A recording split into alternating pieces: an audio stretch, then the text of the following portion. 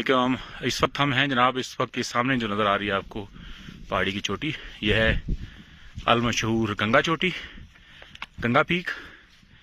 और ये नीचे सामने अगर आपको ये वैली नज़र आ रही है तो नीचे जो दरिया नज़र आ रहा है आपको, ये इसके साथ आगे बाग है, बाग सिटी। और इस तरफ है सुदन गली। और अगर इधर से हम ऊपर से देखें इस तरफ, इधर जाएं तो ये साइड सामने चकार है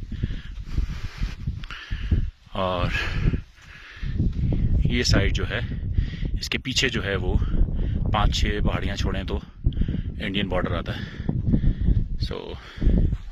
इस पहाड़, ये जो सामने पहाड़ नज़र आ रहा है इसके नीचे बेस कैंप है।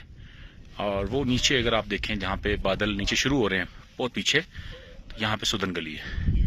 तो ये खूबसूरत नज़ारा है।